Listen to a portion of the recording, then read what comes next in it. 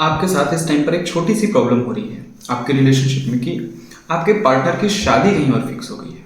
मतलब उन्होंने आपके साथ शादी करने का वादा तो किया था, लेकिन घर वालों ने उनकी शादी कहीं और फिक्स हो गई है और अब आप परेशान हो गए हो। अब आपको बिल्कुल भी समझ में नहीं आ रहा है कि इस सिचुएशन को कैसे हैंडल किया जाए, इस सिचुएशन को कैसे डील किया जाए। राइट, मतलब हम कितनी भी कोशिश कर लें, वो अपने घर वालों से हमारे बारे में बात करने की कोशिश ही नहीं कर रहे हैं। इस वजह से आपको दिक्कत हो रही है। राइट, आपके साथ अगर ऐसी सिचुएशन है तो इस कंडीशन पर आपको क्या करना चाहिए, आज इसी बारे में बात करेंगे दोस्त। वीडियो शुरू करने से पहले बता दूं, मेरा नाम है राहुल और मैं स्वागत करता हूं आप सभी का मेरे यूट्यूब चैनल पर। अगर आपको मुझसे या फिर मेरी टीम के साथ अपने रिलेशनशिप से रिलेटेड कुछ सॉल्यूशंस चाहिए, बस आप नीचे दिए नंबर पर व्हाट्सएप करके अपना अपॉइंटमेंट बुक करिए और आप मुझसे या मेरी टीम के साथ सॉल्यूशंस ले पाएंगे। लेकिन ये एक चार्जेबल सर्विस रहने वाली है, इसका आपको चार्ज पे करना पड़ेगा। राइट, अब कुछ चीज़ों को थोड़ा सा समझते हैं।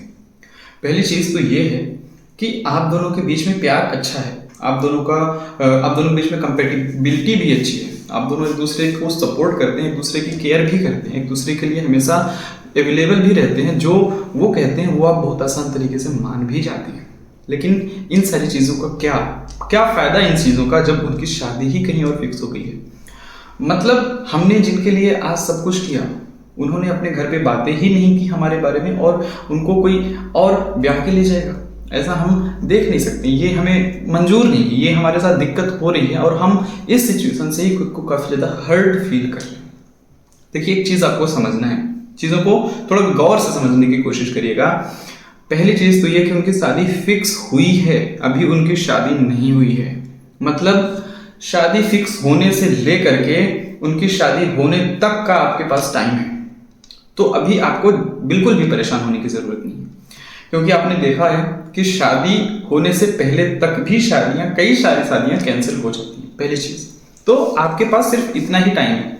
अब कुछ लोगों के पास 15 दिन का टाइम होगा, कुछ लोगों के पास 2 महीने का टाइम होगा, कुछ लोगों के पास 6 महीने का टाइम होगा, डिपेंड ऑन सिचुएशन। राइट, आपके पास जितना भी टाइम है, इस टाइम पे उनको ना थोड़ा सा आपको इमोशनली समझना है।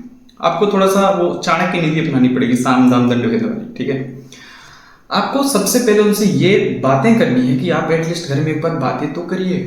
एक्चुअली आपके पार्टनर ने आप अपने घर में बातें ही नहीं की हैं। बातें सिर्फ इस वजह से नहीं की हैं क्योंकि उनको डर लगता रहा होगा घर वाले बुरा मान जाएंगे या फिर घर वाले बातें नहीं सुनेंगे, घर वालों के नज़र में उनकी इज्जत बहुत ज़्यादा है।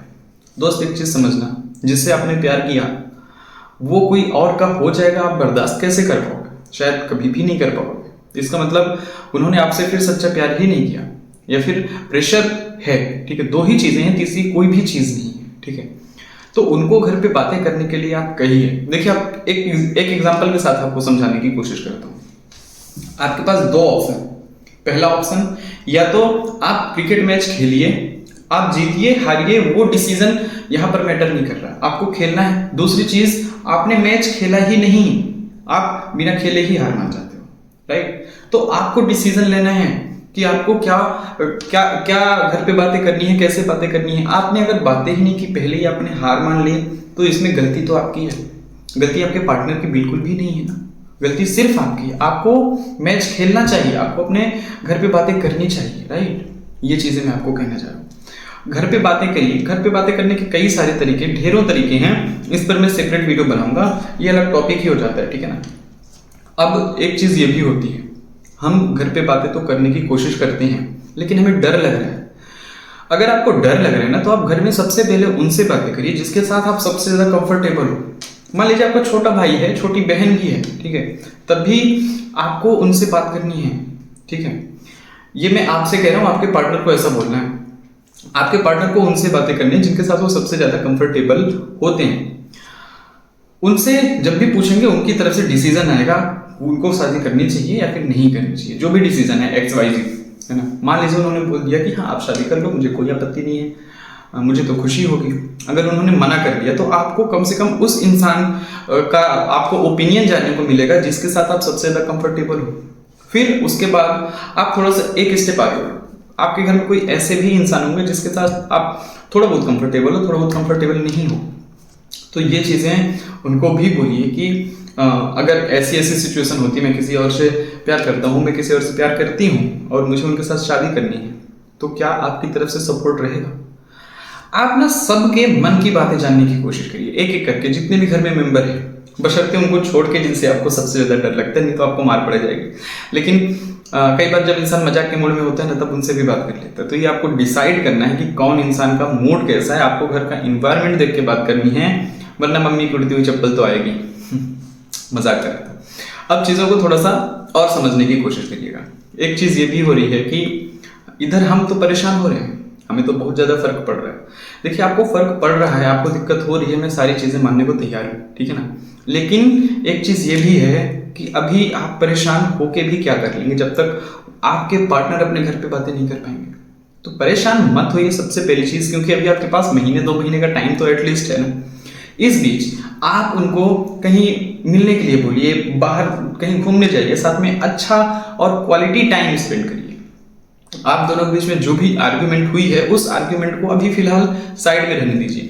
अभी आपको उनसे आर्ग्यूमेंट नहीं करनी है, आपको उनके सामने रोना नहीं है, आपको ये नहीं दिखाना है कि आपकी शादी कहीं और हो जाएगी तो मैं बहुत बहुत ज्यादा परेशान हो जाऊंगा, आपकी शादी कहीं और हो जाएगी तो मुझसे रहा नहीं जाएगा। आप जितना इस टाइप की बातें करेंगे ना, तो वो आपको थोड़ा सा लाइटली लेते रहेंगे। और आपको रोना तो बिल्कुल भी नहीं है, क्योंकि रोने वाला इंसान किसी को भी पसंद नहीं होता दोस्त। लाइफ में कोई भी इंसान ऐसा नहीं है जो किसी रोते हुए व्यक्ति के पास, जो भी जाएगा हर वो व्यक्ति हंसते हुए इंसान के पास जाएगा।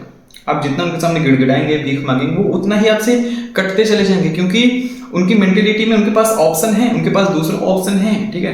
दूसरा व्यक्ति जो भी है, अभी उनसे बातें हो रही है, नहीं हो रही, कल की डेट में बातें होंगी तो वो स्टार्टिंग फेज में रहेगा। स्टार्टिंग फेज में वो उनसे बहुत अच्छे से बातें करेगा, और इधर आप रो रहे हैं, है ना। तो रोना बंद करना पड़ेगा आपको। वो जो जिसके साथ उनकी शादी फिक्स हुई है, वो उनसे अच्छे से प्यार भरी बातें करेगा, भले ही उनको बात करना अच्छा लगता हो, भले ही उनको बातें करना अच्छा ना लगता हो, ठीक है। लेकिन फिर भी वो अपनी तरफ से पूरी तो कोशिश करेगा ना। जो जिसकी भी नई नई शादी हो रही है, उसका हस्बैंड, होने वाला हस्बैंड, फिर होने वाली वाइफ, ये तो कोशिश करेगी कि हमारे पार्टनर से हमारे टर्म्स अच्छे रहे, हम एक दूसरे को समझ पाए। तो स्टार्टिंग में कोई भी रिलेशन हो बहुत अच्छा होता है, बहुत ज्यादा अच्छा रहता है, बहुत अच्छा लगता भी है उस टाइम पर हमें उनसे बातें करते समय, ठीक है। तो ये भी आपको समझना पड़ेगा, ये चीजें आपको अपने दिमाग में बैठानी पड़ेगी, राइट। इसके अलावा आपको जितना हो सके उनको थोड़ा सा रिकॉल करवाना है। रिकॉल एज इन आपके साथ बिताए हुए सारे लम्हे, आपके साथ बिताया हुआ सारा टाइम, वो हसीन लम्हे, वो हसीन बातें, वो सब कुछ जो उन्होंने आपके लिए किया था। आपने किया था ये नहीं बताना, जो उन्होंने आपके लिए किया था ये उनको याद दिलाना। हम कैसे खुश होते थे, आपने मुझे ये गिफ्ट दिया था, आप मेरे साथ इतनी दूर तक पैदल चलते हुए गए थे, आपने मेरे लिए एक बार घर वालों से झूठ बोले थे।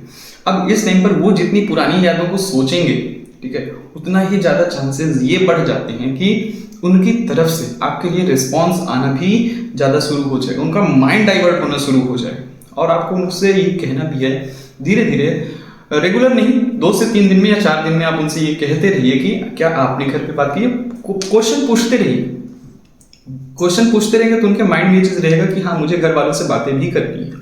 और एक दिन वो आपसे शादी करने के लिए रेडी हो जाएंगे और उनका माइंड जरूर चेंज हो जाएगा।